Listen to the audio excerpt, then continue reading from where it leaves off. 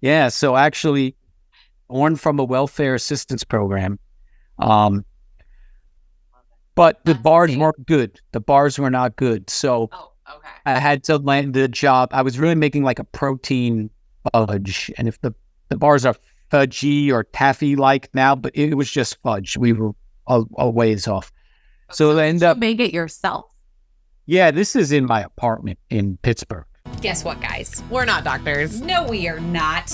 If you're going to be making any major medical decisions, please consult your doctor. That includes diets, exercise, medications, and surgery. We love you guys. And we want you to continue to be in our OSLP family forever. So be careful and consult your doctors.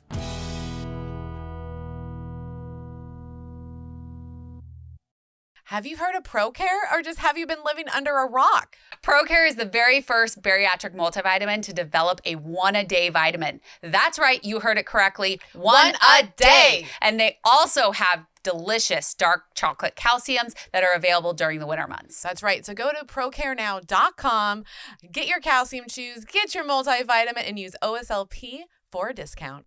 What is Sequence? Well, Sequence is an at-home weight loss program. All you have to do is take the quiz, meet your clinician, get your prescription, and you're already on the way to a healthier you. I know when I felt hopeless with my regain, I joined right away. And I saw great results with Kel, so guess what? I joined. So go over to joinsequence.com right now, use OSLP, and you're going to get a discount. Are you feeling a little sluggish? Little lack of protein? Little lack of caffeine? Well, we got the fix for that. That's right. Dive Bar Nutrition has the best protein bars. They have caffeine, protein, and they taste delicious. So head on over to divebarnutrition.com and use code OSLP at checkout. Hey, I'm ready. Okay, silence. Welcome back to OSLP family. Welcome, welcome. You are listening to our Sleep Life podcast, and this is Kelly. This is Mel. And we have a really cool event coming up. We do. Because, we can't go even 1 month without an event. I know.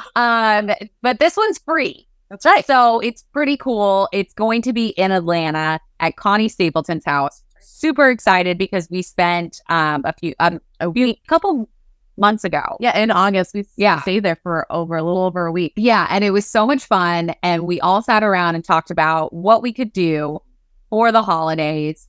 And we came up with a very, very Merry Christmas. Correct. Mel can't say it right. It's fine. I'm going to say it every time. But we have some pretty cool things. Is the tickets are free. Yes. So if you are in the Atlanta area or would like to come to Atlanta for this event, go ahead and click the links below.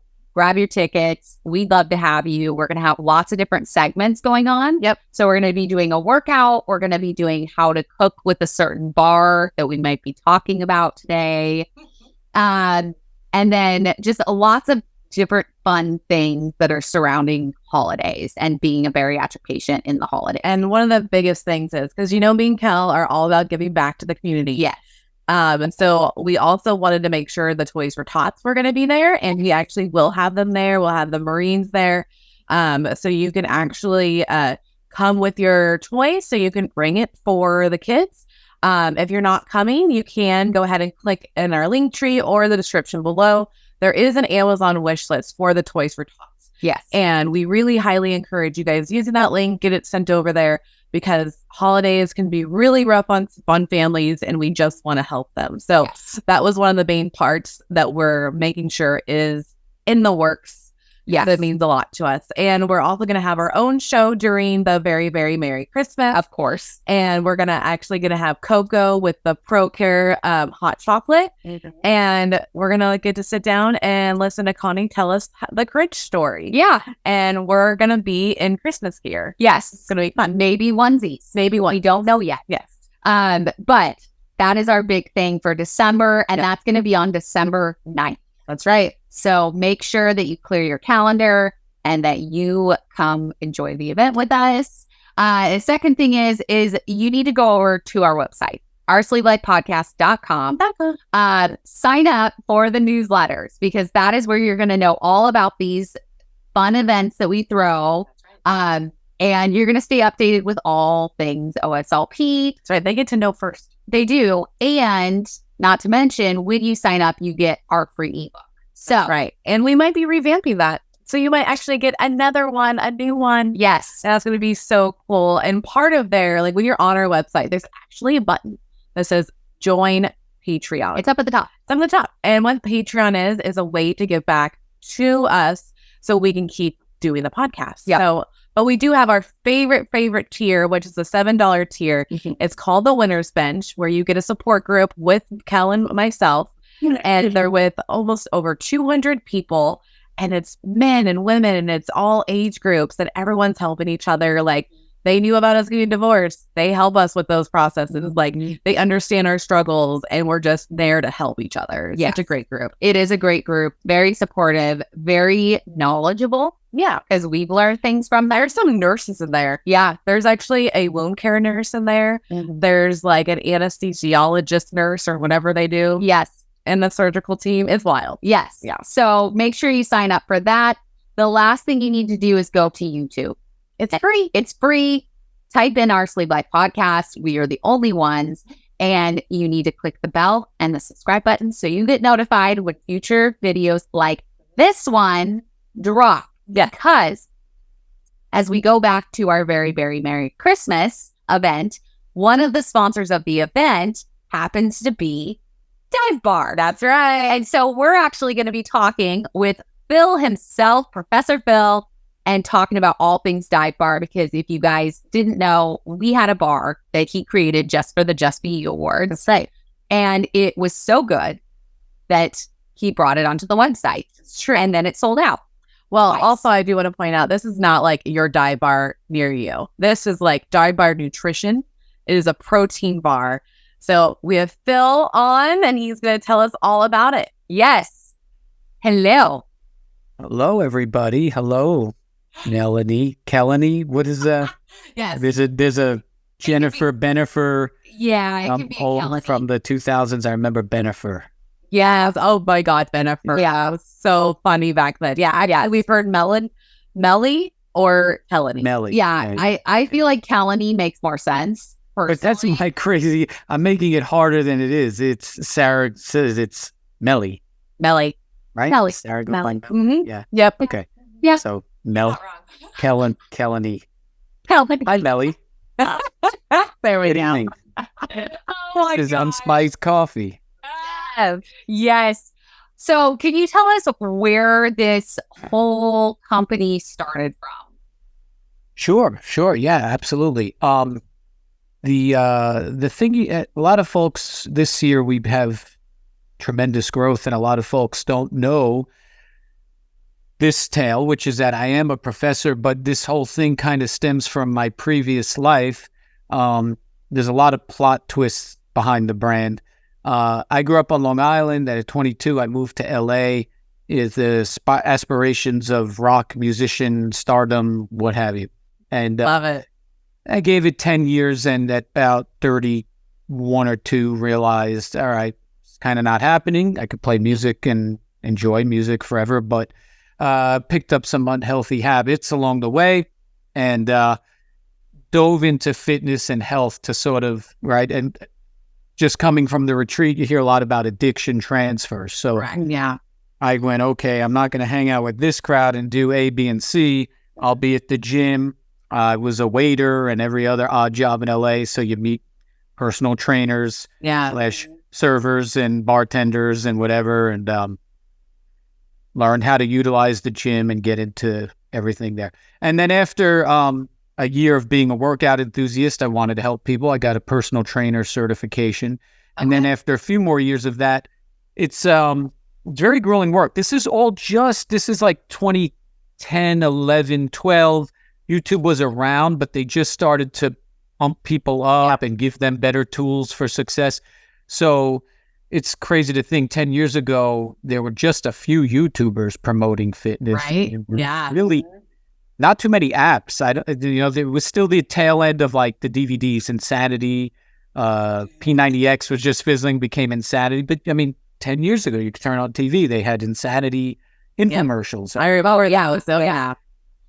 for better or worse, I was catching just the tail end of the olden days where just, hey, you're a trainer, you meet your client, you spend 45 minutes in the gym yelling at them and counting their push-ups, and you go on to the next person. And the problem with that was some folks want to work out before their office job and some folks want to work out after their office job. So you're kind of like pulling your hair out, going crazy, underslept, and you've just got all day. It's great. You can stay in shape like a son of a bitch because you got all day to work out. But like you find yourself kind of strolling through the mall at 11 a.m. So I'm like, this doesn't feel right. And then you get into the need for health insurance and want to take a vacation. You're just poop out of luck. So I decided to go back, get a master's degree in exercise science. And with that degree, I got my job at a community college in New Mexico. Shout out to Mesa Lands Community College. I only resigned a year ago because I left the classroom setting 6 or so years ago. It was 6 in the summer, a few months back. But I continued to teach online courses to both incarcerated and I had a spectrum of incarcerated. They're big on dual enrollment, high school students who are getting college credit, and your classic community college student, which can be, 18 to 55, 60 on occasion with a couple of folks in their 60s. But I fully resigned, obviously resigned from the classroom 6 years ago to do the bars. So I always have to kind of put that couple minutes out there because I'll then say, so it'll make, whatever I say next will make a little bit more sense because people are like, wait, what? Long Island but LA, what New Mexico? You're all over the map. We went to the fucking box says Florida. What is going on? I kind of want to be like, I'm not Florida man. I'm not a Florida guy. I'm a Floridian. So I'm a little more cultured and progressive than some people might think from the return address on the thing. So what was the question? No, I actually do have one from like a little back ago. Oh, so when you were a musician, yeah, that's how far I'm going back. What were you doing? Were you like guitarist? Were you a singer? Were you a writer? Like what was that? So this is fun personal stuff that nobody knows, and it doesn't come up at a freaking exhibiting booth or whatever. No, it doesn't. You're under the mic, man. When I grew up on Long Island, I don't know if you guys are into this scene, if you will, sound, and some people may or may not know what the hell we're talking about. But it was a late 90s teen / young adult prior to California. So I was in this kind of indie emo band before emo became what we know, it's kind of this goth thing and eyeliner and all that makeup. You may not know this, but I was gothic in school, in high school, with the eyeliner, and I thought one of you guys told me that. And that's all. Hey, I mean, later I was wearing eyeliner in LA and painting my nails. I met my wife complimenting her on her nails, and she's like, "What?" I'm like, "Do you do your nails this way or that way?" Because I just, I love it. But so yeah, it was Long Island in the late 90s. Now that's a scene that would produce bands that some people might know. Taking Back Sunday, Movie Life, Brand New, and then across the bridge in Jersey, you had Thursday, My Chemical Romance, stuff like that. My Chemical Romance, yeah. Yeah, those are great bands. And I'm probably a dear friend of mine, Glassjaw, is kind of a cult following. Glassjaw, it's kind of like the unsung precursor to My Chem. The Used was not a Long Island band, they're closer to you guys, Utah band. But Glassjaw was probably just a little too real and a little too aggressive, where 3 years later, there was like 80% singing, 20% screaming. Glassjaw, it was like 50-50. It was a little abrasive. But they were signed to Warner Brothers. They have a whole crazy roller coaster ride. It ended up on Warner Brothers in 2001, I want to say, or 2. Wow. By the guy who kind of made the sound famous. He was the guy who signed, what's the fucking guys from Iowa? They all wear murderer masks. Slipknot. Oh, Slipknot. Yeah. Okay. The guy who there's a whole twisted thing. They were working with the producer who discovered Slipknot, and then they were signed to Warner Brothers by this guy that had some luck with another band. It's his ancient history to me. But these guys, I got to just give them a shout out. They Alternative Press or whatever the hell other music magazine still counts. Like once a year, they're like the top 50 albums of all time, and Glassjaw hit like number 39 or something. It'll be like, this is like launch the sound, and you could catch interviews with like Gerard from My Chem being like, yeah, we used to love Glassjaw and all this. But here's where it's funny, because I have a good sense of humor. So it's like summer of 1999. None of this shit happened yet. And my band was going to move to LA. And you got to remember, in 1999, California's blowing up again because it's the post-grunge thing. So now it's No Doubt, Social Distortion, Bad Religion, Offspring, all bands that had existed for 10 plus years. Yep. Bad Religion was 20 by... I know all of those. Yep. But I'm like, dude, what are we doing? We're living in the shadows of New York. We're like 30 miles outside New York City. I'm like, we have to go to freaking California. Yeah. Like these guys, these people in the bars here, they want to just hear you cover Billy Joel and the Beatles. And I love that stuff, but it's not a music career. They want to give you $100 and free beer to play, you know, the shit that people want to know. Yeah.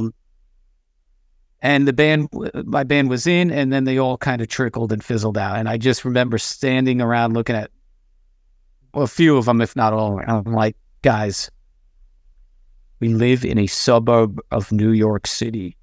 Nobody wants to hear a bunch of 20-year-olds from Long Island playing emo. No one even knows what the fuck it is. I'm going to California, and you better come with me. And they're like, we're good. And then I'm in California, I'm like serving tables and delivering food every time I go to the mall, like taking back Sundays on TV at the Vans sneaker store and playing over Hot Topic.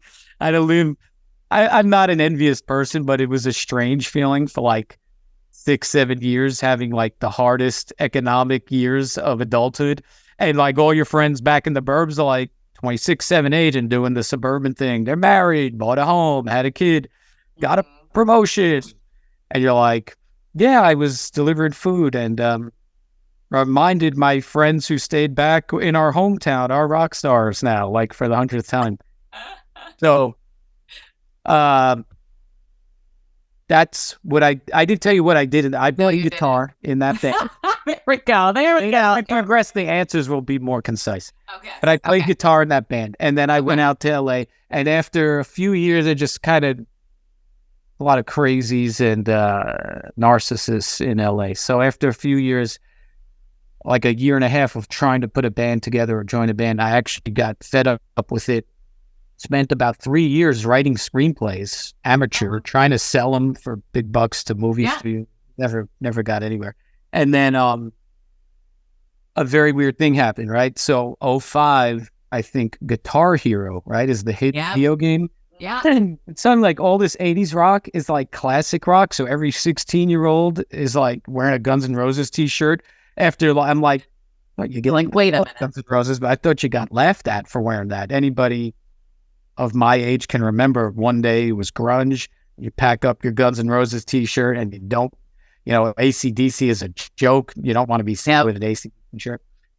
But by like 2005, 2006, there were all these young kids, not kids, nowadays you have to watch what you say, 18 to 21-year-olds going to shows, concerts in like Hollywood, California. There's a number of bars that'll have all ages, and so kind of blurring the boundaries. You could have 18-year-olds. Sometimes you have an all ages show, and it is kids wearing this stuff. And then they start forming bands. So this movement of 18-year-olds like teasing their hair like Nikki Sixx or Johnny Thunders, black clothes. And actually a guy that I never played with him, my band performed with his band. It's freaking 2006, 7, 8. We look like Motley Crue, the cover of Girls.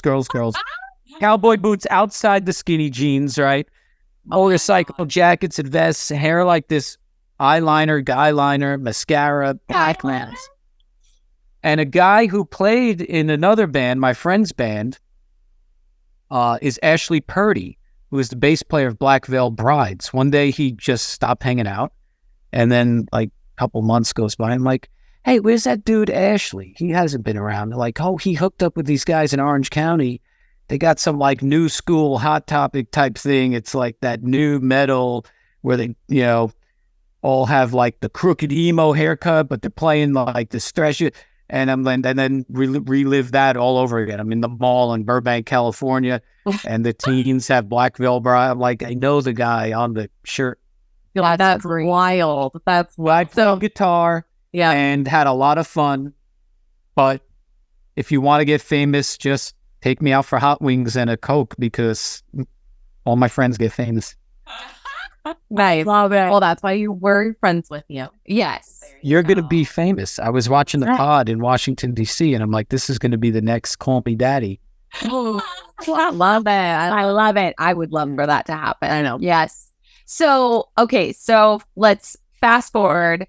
You left, or you were, how did the bar come? Like, how did the company come around? So just to anyone who's endured that, I hope it was entertaining. Here's the fast track to the bars. I'm in New Mexico, and actually this even precedes that. When I was getting my master's in Pennsylvania, I wanted to make better protein bars. It was 2014. It was Quest Mania. I didn't love everything in the Quest bar. We're not Quest fans. Yeah, and a lot of people over time now, since 9 years ago, are really disenfranchised with the brand. So I wanted to make something better, and a lot of failed attempts throughout 2014, and I am a broke ass. I'm 35, racking up college debt. I was actually on welfare. I was in Pittsburgh. I was in the fucking 80% discount electric bill program, and I'm doing the form, and the lady's like, "You want food stamps?" I'm like, "No, I feel awkward. I could feed myself." She's like, "You might as well take it because someone else will, and we got the budget for it, and everyone who gets the electric bill discount gets food stamps. It's like a package deal." Yeah. And the new thing at that time is fraud. She's like, someone's going to just get it and then sell it, because there's these little independent delis and markets. She's like, they're going to sell it and take it, feed yourself. I'm like, all right. So,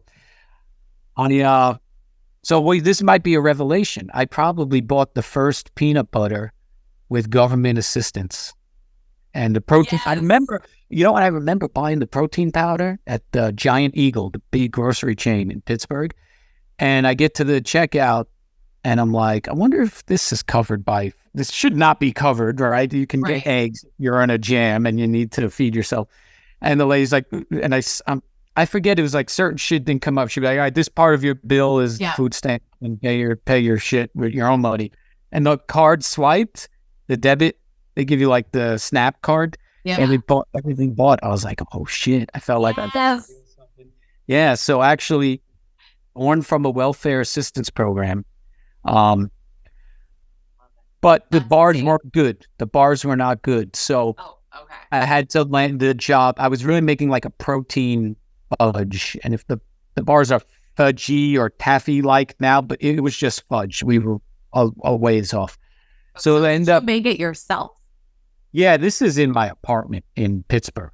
Who else feels like portion control is the #1 hurdle in a weight loss journey? I know I do, but that is why we go to Portion Perfection to get all of our needs met, because they have cups, they have bowls, and they even have recipes for us. It's so nice. They also have the kit and carry, which is perfect for on-the-go portion control. So click the link below and get yours today. Are you located in the Florida area? Well, we have the perfect office for you. Dr. Fridley and his wife, Macy, have created the perfect, welcoming, and safe place for your bariatric journey. That's right. So click on the link below to start your weight loss journey now. And don't forget to tell them that the OSLP's girls sent you. I know I didn't have enough support during my weight loss journey. She didn't. And when we found the tribe, we were over the moon, because not only do they offer you at least one support group a day, but they give you the tools and the knowledge to really succeed on your journey. That's right. So go over to thesleevedietitian.com and find the subscribe button for the tribe and use OSLP to get your discount. Okay. Wow. And you just like cooking or baking, and so you just thought to try it, or you're just tired? Okay. I didn't like the bars too much. And I'll tell you the truth, like if I had a friend or a girlfriend, I would have probably not even done anything. I had dated here and there sporadic, but I had like no routine friendship or companionship of any sort. So this was kind of my go-to hobby. Right? I like it. Yeah, it was a hobby. Fun. Yeah, Everybody should I'd have bring. hobbies. I was a volunteer. It's important, It's important. and I'd bring them into the volunteer job at the fitness center, CalU, which is a weird name, California University of Pennsylvania, in a small town incorporated as California, Pennsylvania. I think some wise ass was like, y'all are going west. This is my California. And he just bought some like hillside town in the country outside. Why does that not surprise me? Like Yeah. that. And then the way they name the public schools in Pennsylvania is it's blank, the name of the town, University of Pennsylvania. Like I grew up in New York. Everything is SUNY, State University of New York. And then you end it with the name of the town, SUNY Buffalo, SUNY Albany, SUNY Oh, weird. Stony Brook. But in Pennsylvania, town name, University of Pennsylvania. So California University of Pennsylvania. It gets very confusing because people It does. you lived in California, but then Yeah. you went to California University. That's what That I'm of saying. Pennsylvania. Pittsburgh. Yeah, so in Pittsburgh. Okay. All right. Pittsburgh. But I got a lot of feedback from the students. All the while, I'm volunteering in the fitness center. I'm 35 or 6 years old, and my colleagues are kids, right? They're 20. Yeah. Like, did you get fucked up last night? Oh, yeah, I think I screwed Jane. I'm like, so Like, no. everyone's got their hangover cures. So I'm like, oh, all right. And I had a few from my rock and roll band days. I'm like, if we could get all this shit, electrolytes from Gatorade, potassium from a banana, caffeine from the coffee, try to mimic the protein and fats from an omelet, and a little piece of toast. So people on occasion have their gripes with the whole wheat fiber in the toast, but we're trying to mimic an egg sandwich, a sausage and egg sandwich with cheese. Like it's kind of, I like it. so that's kind of but that's where it comes full circle. So then ... Summer of 15, I'm hired in New Mexico. The loneliness in Pittsburgh is exponentially turned up in small town New Mexico. This was not Santa Fe or Albuquerque. Those towns were like 2.5 hours away. We were just at the edge of Texas. So when you picture Texas has the little top hat square on the top, Yeah. Amarillo is kind of the only actual city in the center. And I was just over the New Mexico side of the state line. Okay. Yeah, because Amarillo is like right. Yeah. Yeah, at the top of the square. So then I had the opportunity and now the income, just a modest teacher's income, but the rent there was $300 a month for a little, Fuck yeah. bedroom, like a adobe bungalow house. Oh. So I was like, I'm going to mess around with this again. And through the 15 to 16 winter and fall of 15, I pretty much perfected the formula. That's still 95% what folks buy and eat today. Wow. And Nice. launched a website in February of 16, incorporated March of 16, procured our trademark for one of those 2 months in that year as well. And so that's really the recognized by the feds, because the different brands. Governments. Yep. Yeah. 16, February, March of 16 is the actualization of the brand. And then I did it for about a year and a few months. Was Just in your apartment or in your Well, place? so it's funny. I had to make the bars at the Elks Lodge. I probably could have made them in the apartment. And in all honesty, people who got free samples might have had a few that were made in my apartment. But any bar that I collected money for was made at the Elks Lodge, which is like a Moose Lodge or a VFW. Yeah. I was so I at the community college, I ran the fitness center. So I was the health professor. And there's a very small staff and a very small budget. So I was also the director of the fitness center and the physical fitness and education program. So Wow. I had an office in the gym. So I had an office in the gym, and the school was the town was so small. I don't want to say the school. I don't want to poop on the school. It was a great school, but the town was so small. Community members could join the gym. Typically, a community college, they might take outsiders and say, okay, you can enroll for non-credit and you can learn photography or you can learn how to do weightlifting, but you have to be enrolled in this class. Right. It's not common. You could go to your community college and go, I want to join the gym. They'll be like, well, here's the new student forms and pick a class, Yeah. We would let folks join the gym because there were basically no gym options. There was a little franchise gym that always had financial challenges. It'd be open for 2 months and closed for a month. The landlord would lock the owner out. It was a roller coaster of drama. So we were the town gym. So I got to know everyone in there, and I'm giving them protein bars. Hey, try this one. Tell me what you think of that. And somebody, long story short, goes, hey, I heard you need a permitted kitchen. And I was ready to drive to like Albuquerque every weekend for 2.5 hours and find a place. I'm sure, use some space for startups to make food. Yeah. And they're like, we have a restaurant approved permitted kitchen. Join the Elks. So I got to pay $100. I go to some creepy dark room. They swear us in like we're in a cult, like we're doing Skull and Bones at Yale. And very weird. It's very weird. They fucking scared me. There's like dead elks all over the thing. So as I'm going in, the guy who I knew from the gym, he's like, are you ready? I'm like, yeah, I think so. Why? Is this like, it's a little weird. And he's like, don't get weirded out. The final moment where you pledge, the elk in front of you, the lights will come on and a laser will shoot out. But it's only fucked up like 3 or 4 guys in 100 years. And I'm like, and he's like, I'm kidding. Oh my God. No, we have an Elks Lodge here, but you have been in it. I've been in it because my ex-father-in-law was a member, and it's fucking creepy. I'm not gonna lie. No, I went to one Easter there and it was fucking creepy and I didn't like it and I did not go back. Oh my God, it's so good. I forgot all about And I don't know what that one was like.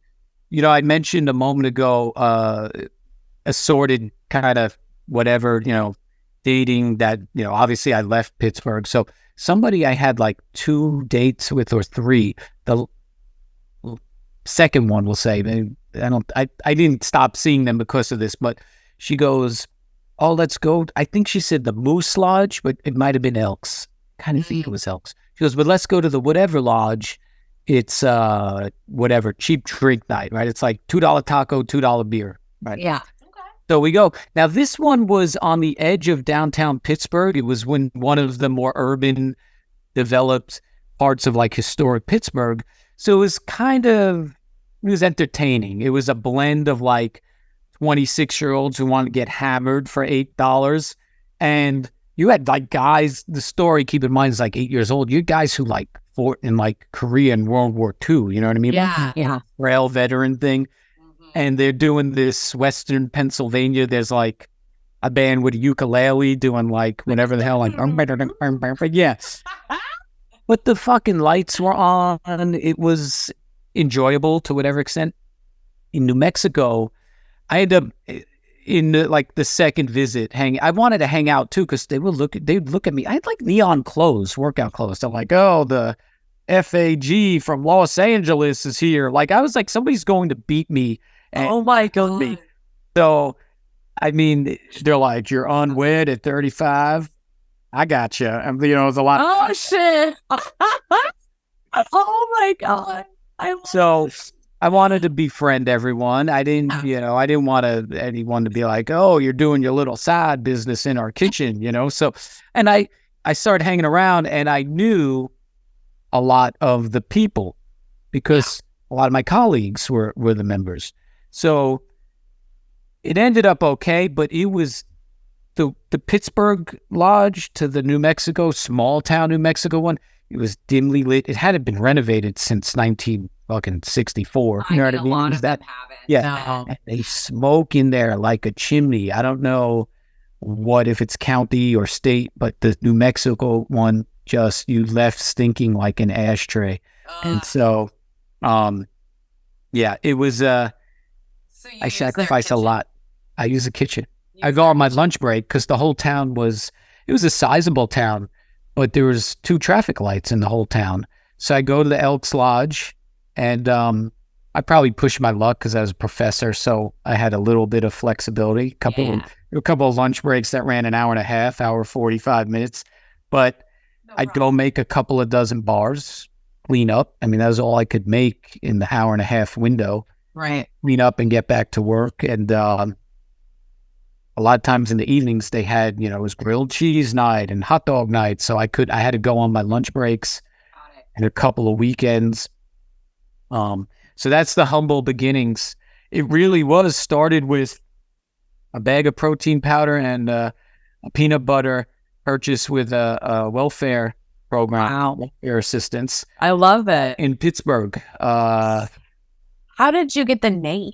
Okay, so the name, having said everything I said, my background is rock musician turned professor, rock musician turned trainer turned professor. Yeah. I'm trying to give the young kiddos at the college a hangover cure. And so I'm sitting there. This is actually, I think this was Pittsburgh, early 15 Pittsburgh, and I'm going high voltage bar. I also in LA, I lived like around the corner from Kat Von D's tattoo shop, High Voltage Inc. So I'm going like, I'm trying to picture. I'm like, I want to convey this is for like crazy mofos and high voltage bar. I'm picturing like lightning bolts with high voltage. I'm like, no, I'm just stealing Kat Von D's tattoo shop. And then I'm like, bar. And then I just remember being like, fuck, we always hung out in dive bars. I spent the last 1,000 hours of my life in a dive bar. Yep. I like to ask a few friends, hey, is this going to make you think of scuba diving? And they're like, well, if the visuals are not, if you don't sell it in a fucking scuba gear or on the Bahama Islands, you'll be fine. And so that's kind of where we went all in on that. And then I may have shared with you, I thought that, it's interesting because you guys represent the bariatric community. You're a strong part of it. The bars were just discovered by some people within the bariatric community, spring of 17. I thought, for the first year and a half, I just went Instagram, like hashtag gym life, gym memes, and everybody who was just some asshole on steroids, some big booby lady, and it was beast mode mania that year. And I'd give them a pair of bars. Okay. And on occasion, I just thought, I don't know if there was like a surfer pro or a UFC fighter. But that's what I was targeting. My business model was Monster energy drink, Red Bull, crazy sports, riding a dirt bike out of a plane. And those extreme. Yeah, extreme sports.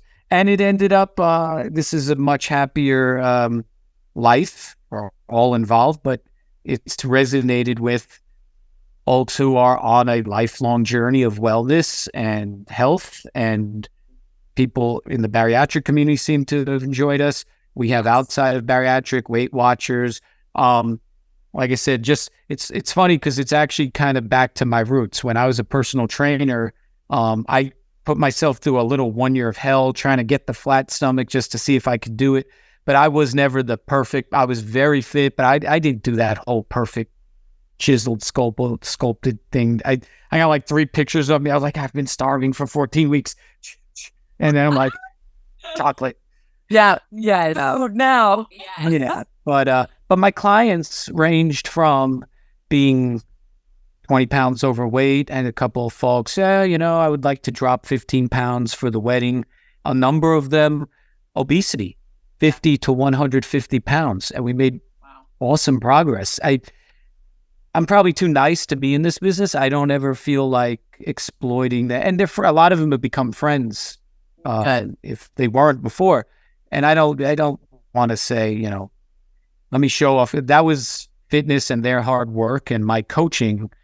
I don't want to attribute that to the bars. Yeah. Yeah. We have heard a number of success stories outside of my former clients that they have had the success and they attribute it to the bars, and they on their own accord showcase that. So yeah. How has it been being in the community, the bariatric community, and seeing everybody just love the bars? Like, even at the retreat, like, we were looking at your guys' table and you guys always had people Around it. like always around it, wanting to know what it's about or saying that they loved your bars.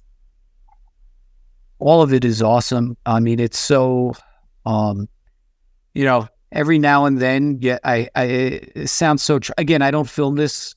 There's a woman who is not Dana from Devotion, who owns a brand, she's fucking crying on her social media.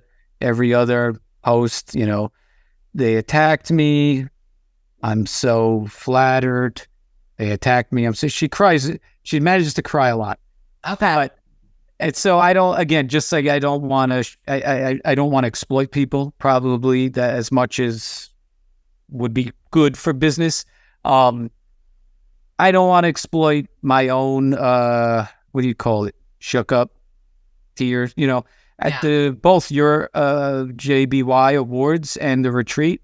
There were 2 times at each of them I was on the verge of tears because people are looking you in the eye saying this product has helped me, and I don't know if I shared this with you guys. I have some family members who were early patients, bariatric patients. I'll say early. I'm open to being schooled on the history of bariatric surgery, but we're talking folks who did their surgeries in 03, 4, 4, and 5.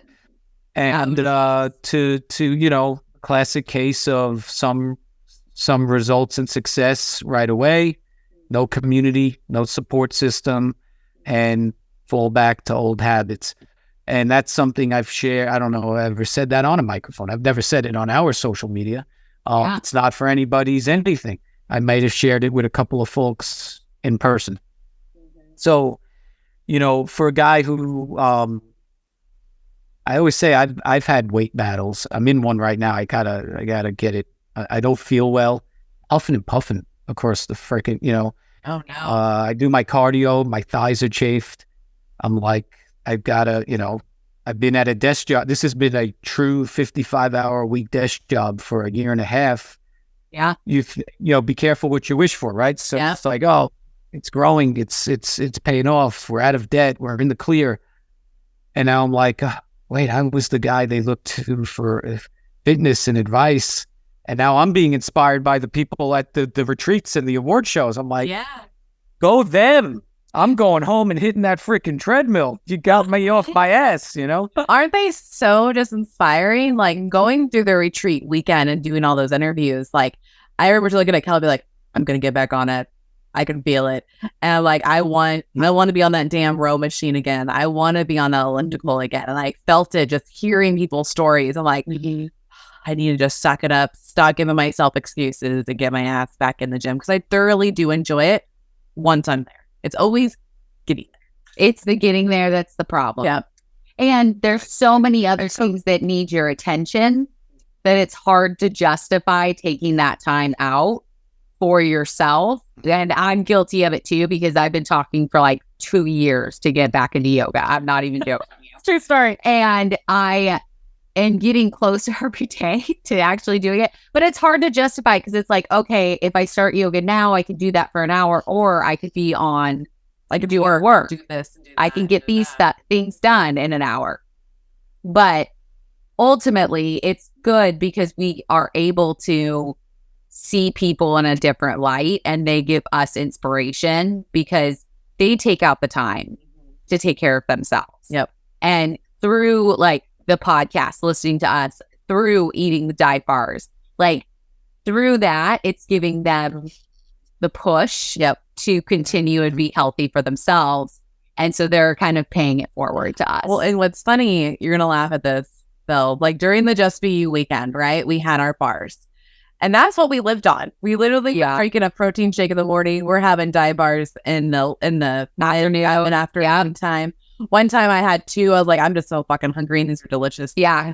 So we were stuck in traffic for 45 minutes. I'm like, I have to eat something. Yeah. So, and then they were still talking. I'm like, I'll sneak in another one.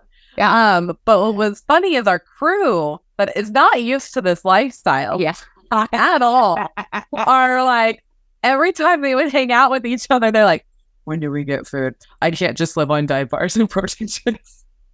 They're like, so anytime they can go scatter away, they're like, all right, they're going to go get food together. Yeah, they went to Costco to pick up food for like it was the day of the award show. Yeah. It was the day before, and they were picking up all the food from Costco. And I guess two of them, Katie and Shelby, look at my boyfriend, Zach, who was with us, and they're like, hey, we're going to go to Costco. Do you want to go? And he kind of was like, and they're like, we're going to get food. And he's all, hell yeah, I'm in. Yeah. Yeah, hell yeah. I mean, he's like, they all said they love the dive bar. Shelby and Katie, literally Katie's the one that was on the line with us. Yes. And tried them all. And Shelby, I have them in my my fruit bowl. And Katie's like, not kidding. Shelby's like, can I, are those up for free grabs?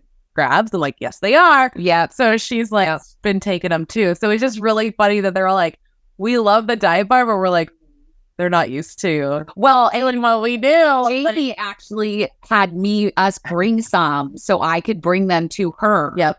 Because she was like, I wasn't fast enough, and they went out and they were sold out. And so, can you bring me some? And I'm like, yes, we have extra. We have some. Although we're almost out. We are almost out. So, All right. there's that. Thanks. But you might have more soon. That's right, guys. While you're listening to this, You might have more soon. Depends.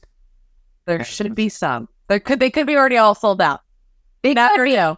We don't know. We don't know. But yeah, we don't know. We can't. We're not psychics, and we don't own a DeLorean Nope. with 1.21 gigawatts. That's old joke. Back to the Future. Go the gigawatt. Yeah. I get it now. I get it. Well, but it should be gigawatts, right? But in 1984 or 5, when they made that movie, the guy just goes 1.21 gigawatts. But you said it once in a pod, or you say it sometimes.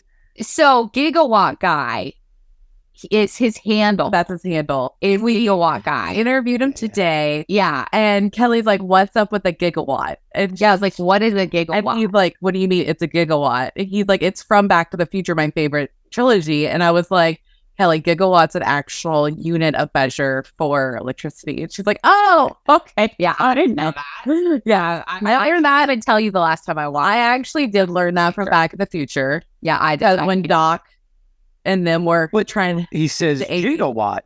he says gigawatt instead of One gigawatt. description wrong, and the whole Yeah. crew just let it go. Nobody Yeah. knew what this. They had no Google.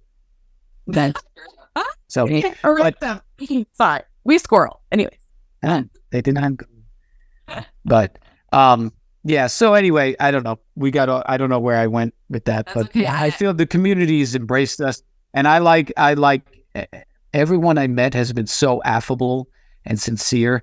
And I told a few folks in my personal conversations last month and at JBY the month before, anyone who just heard the timeline of all the shit I've been yapping for 30, 40 minutes, we brought the product to market in summer of 16, and we were discovered by the bariatric community around a year later, spring or summer, early summer, actually, of 17. And the bariatric community that was social media fueled in 17 was a very different one. And it was, it started with a lot of love and good vibes, and through a series of events, envy, social media envy, you're getting the comments and attention and the DMs of the person I like. You danced with my wife, you kissed my husband, and then there was some political divide. It was politics became volatile, and I don't know anybody's politics in this scene right now, the community, because everyone's bonded by their health and their concerns, and it unraveled. I think that doesn't even say the nail in the coffin, but it was a lot of backstabbing, and I want attention, and you were my friend, and then you did this. But that was another component. There was a little bit of the political thing, and like that. I mean, they were all lifting each other up for 2 years, and it just unraveled in a matter of months, probably 3 to 6 months.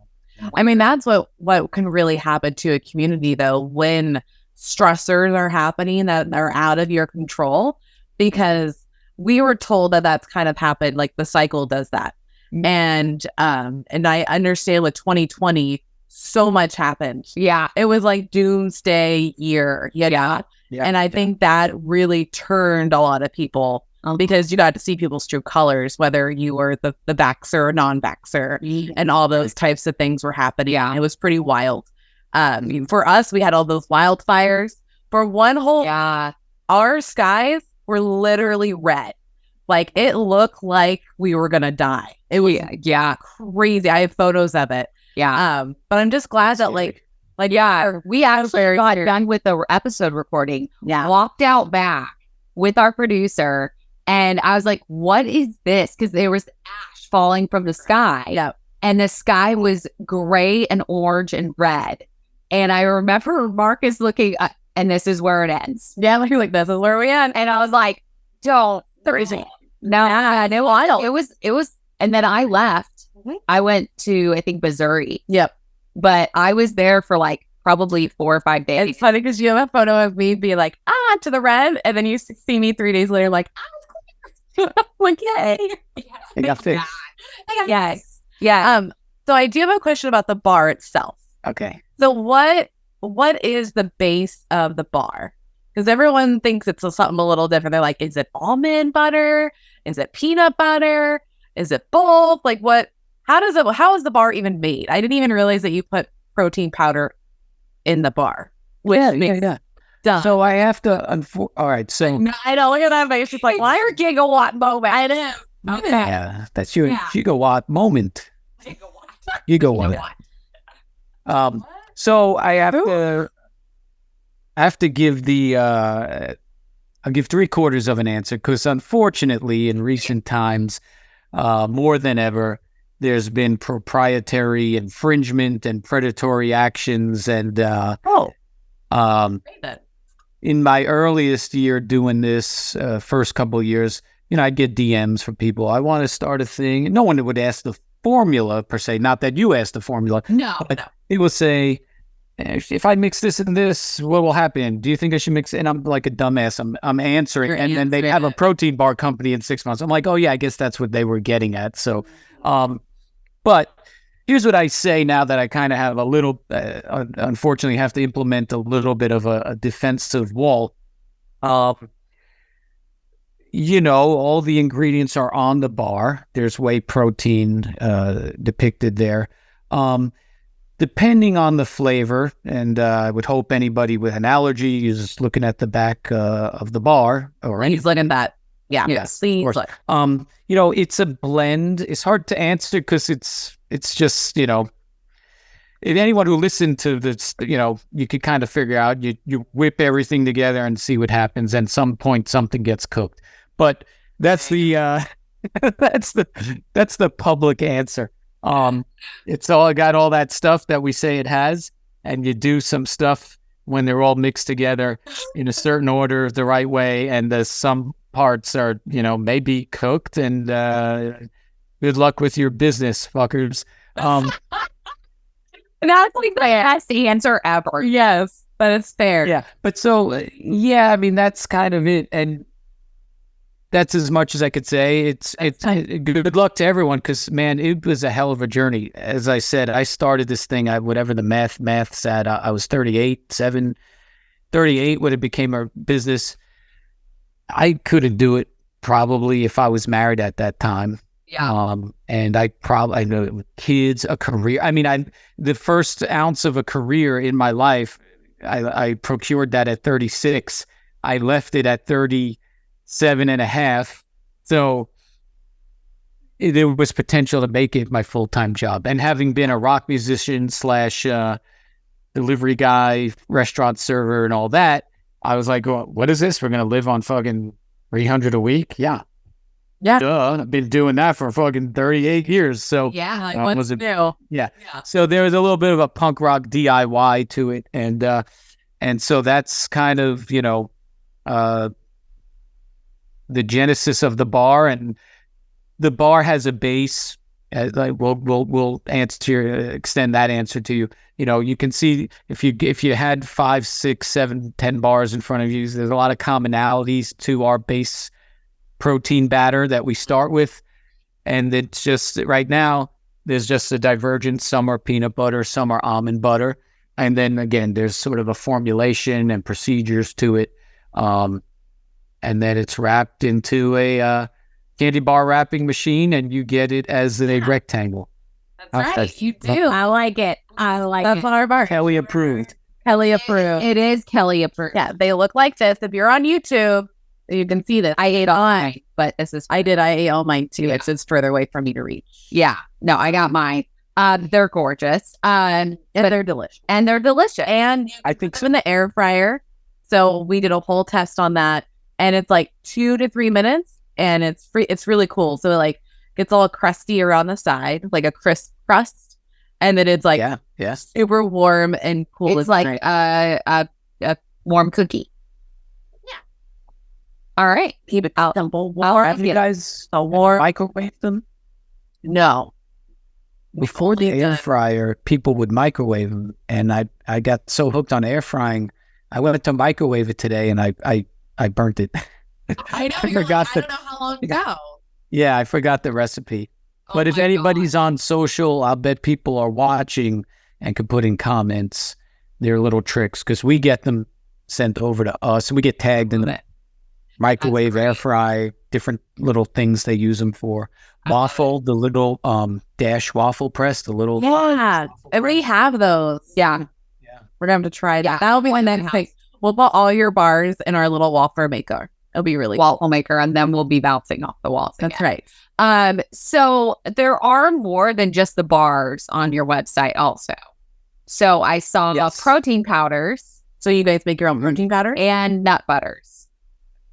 Correct. So the protein powder is outsourced, meaning it's not outsourced as much as it's a private label. It's made for us. We manufacture. We have the repackaging facility. So There you go. we're just taking something that is made for us, putting it into our packaging, which is common practice. Yeah, that's normal. Yeah. You What know, flavors do you have? I don't even know. we have vanilla latte, strawberry chocolate, and cookies and cream. Now, I should add, the powders, as one might imagine, are a very minuscule portion of our business. Yes. And if you're watching, when is this? Tuesday? Next week? Thanksgiving time? There might be, we may phase them out for 2024. Try them. They're delicious. It's really just an issue of we need to dedicate more of our production hours to making bars. Yeah. So we're kind of going, all right, Bread and butter. do we want to take several hours per week and have people weigh bags? And, you know, we do that. We have a lot of advanced machinery for the bars. The protein powder, we're still doing by hand, weigh it, seal it. We got a heat thing for the FDA bags. So we're on the fence. If we will have protein powder in 2024, but you mentioned nut butters, and Yes, we heard about that. we've had them for quite some time. That's just one of those crazy kind of serendipitous things where we're at a crossroads. We could get a discount for almond and peanut butter if we bought like X amount more, because we were buying it for the bars. So I was like, you know what? We might as well just make a nut butter line to fulfill this contract with the nut guys, the nut butter people. And so we launched like 2 flavors. Yeah, and it's been a success. And as you know, and maybe hopefully some of the followers, audience, viewers know, we've been so swamped for the last year. We've introduced a few more flavors. They've gotten almost zero promotion, marketing. You know, we brought them to the retreat, and people are going, "Oh, you just started making." I'm like, "No, they're there. You could go on the website right now and scroll down and find them." We teased a new flavor recently. It should be on the website at the time of this airing, and people are going bonkers for them. So we have I'll say we have some better systematics in place now than we did 1 year ago or even earlier in this year, meaning we have to pick and choose. We don't want to devote time to scooping protein powder and putting it on the scale and sealing the bag and labeling the bag and everything else. But the demand is there for the nut butters. And so we have a means of letting people know that we have them. And the feedback is great. And a lot of people are looking for some new options, alternatives to the other brands, some nicer brands without reputations, brands that haven't upset anybody in the past. So if you're looking for a good nut butter made by good people, we've got something for you. That's right. Oh, that's so Notice I don't have a hat on. I don't wear any red hats.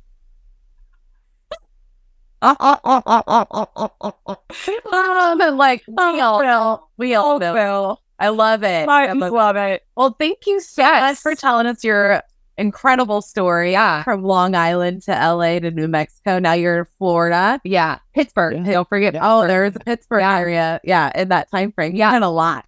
You've done a lot. You created a brand that has stayed.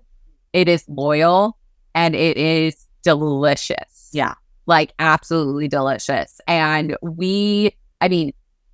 y'all have seen us spit out numerous amounts of protein bars, and I have yet to spit out one of the dive bars. So Fair.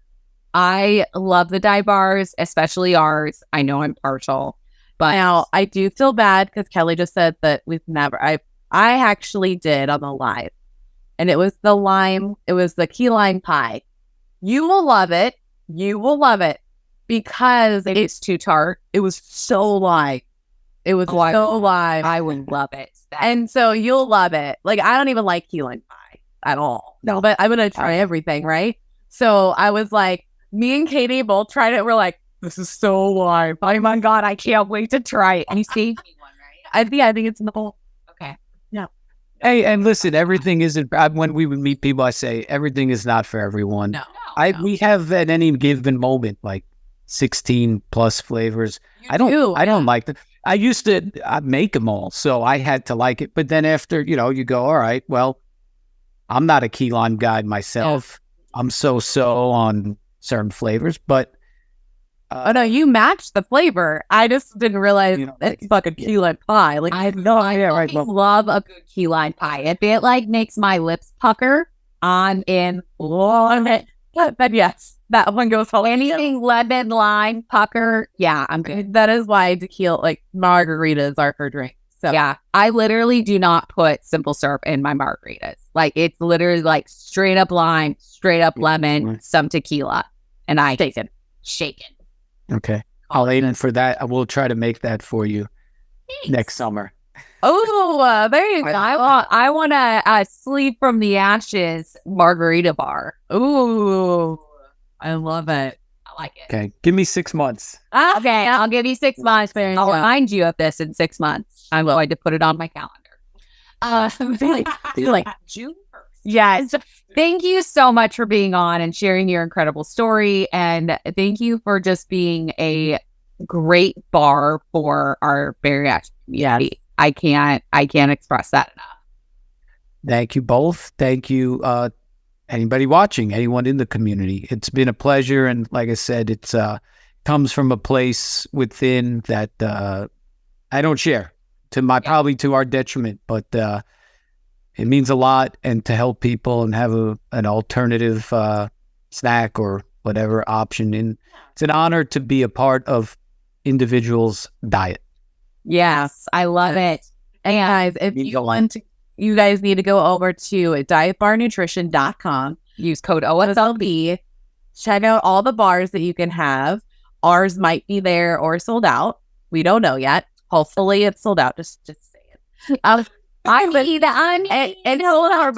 want everybody to try it. Yeah. So it's kind of like I would like to see it sold out for a third time, but go over to the website and see. Try. And if it is sold out, buy all the other ones because they're great. They're amazing. Truck brownie is amazing. Yeah, I like that you try to combine trash can cookie. I know. Truck brownie every time. I like them both. You do. And I just kind of merged their day are really good. But also, just go check out the website. Go get some butter, go get some bars. And we love you guys, and we will see you next time. Bye.